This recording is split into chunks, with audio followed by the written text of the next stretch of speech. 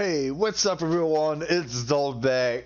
In my generation, we don't even know how much the feminists did had a huge impact on our movie because we were still born and the movie era was still started and the actor did not really change that much. Like past 30 years, still Sylvester Stallone. He just quit. Like he not quit, but he stopped making a lot of films. Same for Arnold Schwarzenegger, but it was still all the same people. So all those people was all together making movie, like all the huge star. And then the reality of what was behind the sign start to show up. The people start explaining the reality of what was happening behind the sign. We see new movie coming out like the Sons of Freedom, shit like that. So let's see what the people have to say about the feminist in movie. The dude was creating movie and shit. And yeah, let's see. My wife and I went and saw the new Dungeons and Dragons movie. And the first thing that happens is a giant bad guy comes in. He's a monster, he's huge, comes up to a woman, the woman just beats the crap out of him. And I thought, yeah, you've already lost me. Women no longer know who they're supposed to be, and they get insulted if you say to them, well, you may be many things, but the one thing you're not is a man, you know? And so you have to understand what you are as a woman, and that has been outlawed as an idea. One of the things you said to me, because we met here. I don't know if you guys have seen Naruto, but there's a girl called Sakura in Naruto, and she is really powerful. But the reason why she is powerful in that anime is because she controls the magic inside their body called chakra. And because she can control the magic, she can use the magic to make his body stronger and hit harder. Yes, it's weird. It make a bit of sense in that context, but you see what I mean. Sometimes it don't make sense, like into Kill Bill, like the woman walking around with a saber and killing everyone. You see what I mean? Like, there's some like nuance into it. Last year, and I still remember this. We were talking about screenwriting and writing in general, and you said every great story begins with a boy and a girl. And once I got past the transphobia and the homophobia of that statement, it really made me think, because that is so fundamentally true. Yeah. And yet, I think we've become quite uncomfortable with telling a story as basic as that, or a story that's based on such a simple thing. Well, women no longer exist as characters in the movies. You cannot go to the movies and see a woman who is anything like a woman that you would actually meet unless you date wrestlers, you know. I mean, that's, you know, probably. This is one of the main reasons why I look a lot of Japanese anime recently. The woman is still feminine into that. Like, we still have some American movie with that, but yeah, it did take a weird turn. I mean, when you talk about, you know, before the camera started rolling, we were talking about all the controversial things we say and how people get angry. Yeah. Maybe the thing that made people angrier than anything else I've ever said on the air was I saw a show, The Witcher, in which the woman was fighting a duel. And I said, women can't fight duels with men. That's not the way that works. I mean, if it's the Middle Ages and you're in an actual battle, not on a fencing field, those guys were like, you know, it's not like you'd be fighting me. You'd be fighting a guy, this gigantic guy, and he'd come and just wipe you off the face of the earth. If you have a character in a fantasy who's a woman, she should have some magical power, because women do have that. But you can't keep putting women in who fight, because that doesn't happen in real life. And when my daughter was growing up, there would be a scene and a woman would punch a guy, and the guy would roll ass over a tea kettle out the door. And I would say to her, you know, if you punch a guy, the first thing that happens is your hand breaks. And the second thing that happens is he beats the living crap out of you, you know?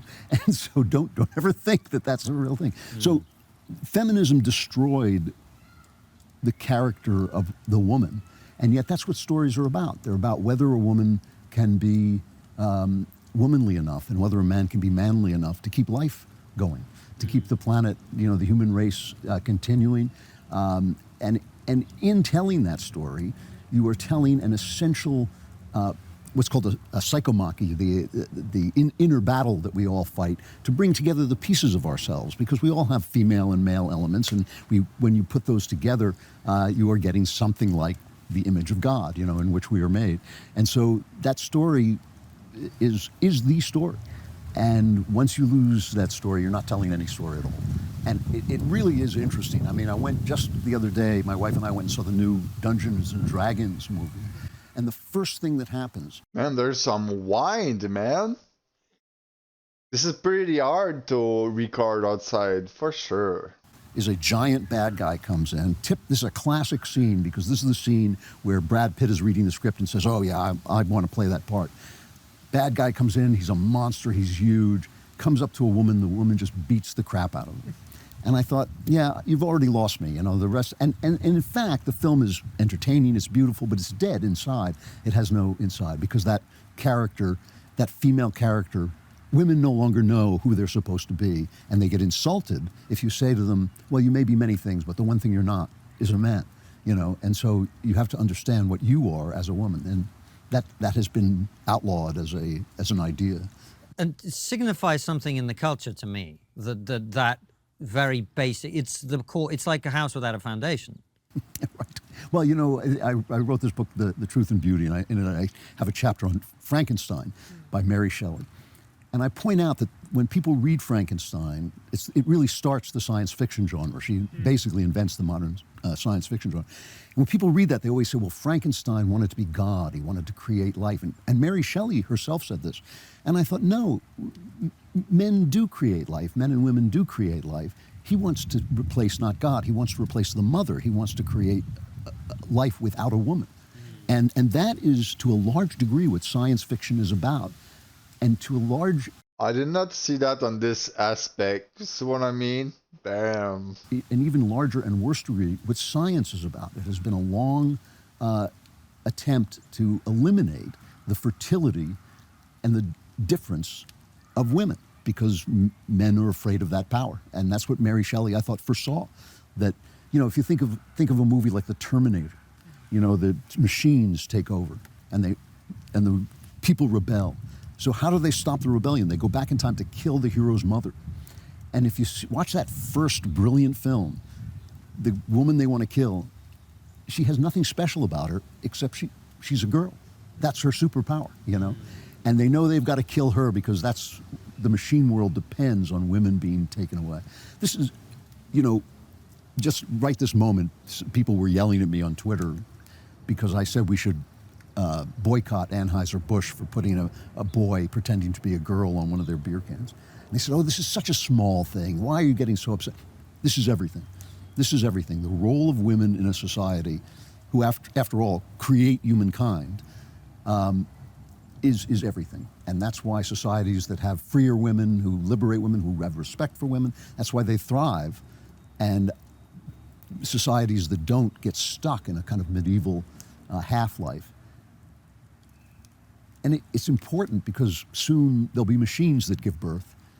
And then we'll turn to women and say, and what's special about you? I can run faster than you. I'm stronger than you are. I can do math better than you can do it. What is it you do again? And they'll have lost their vocation. It's a dangerous, dangerous moment. And because our humanity depends on them. It's such a profound point. And that is really what we're seeing. And Right. We're seeing it right the way through our culture. When are we going to wake up from this, Andrew? Well, hopefully, we're not going to wake up until women get angry. And this is the thing. My friend and colleague at the Daily Wire, Candace Owens, was just saying when they did it to Budweiser beer, suddenly Budweiser beer took an economic hit. And she said, why? Because men drink Budweiser beer and they get angry, but women... Not real men. No, of course not. Of course not. And certainly not men with any taste in beer. Right? But she was just saying that men don't take this stuff quite as much as women do. Women have been convinced. My problem with feminism was always the same thing. It was not that women shouldn't have choices. It was that their values are men's values. They say, oh, you're just a homemaker. You think, really just a homemaker? Isn't the home the basic building block of the state? You're just raising children. You're just creating new people.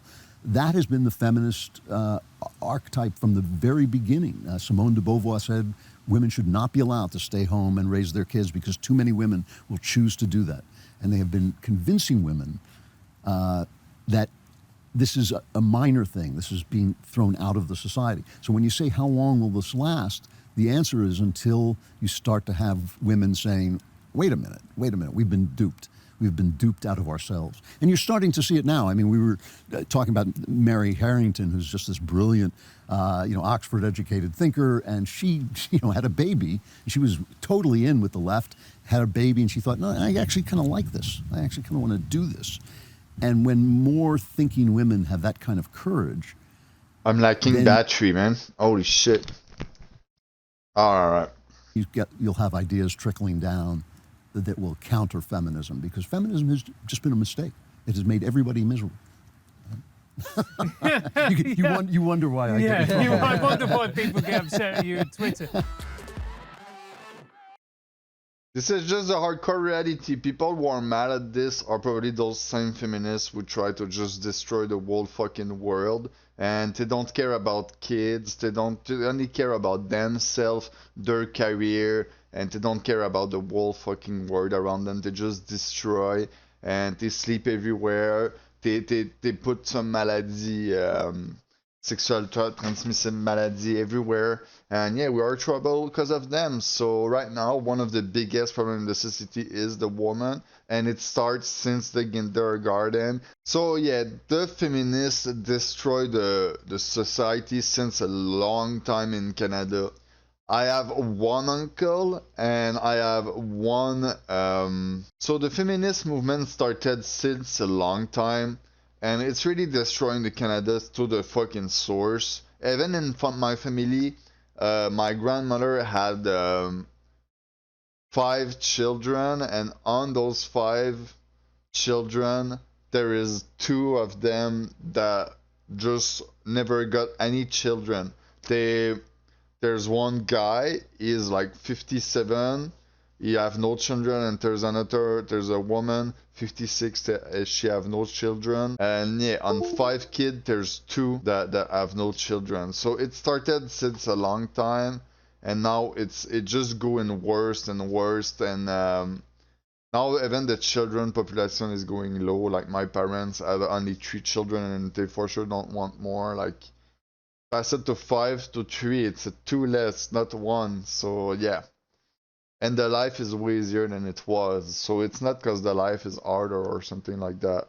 And the woman always talk about being strong and independent, but what is being strong really? Being strong is washing the clothes with your arm.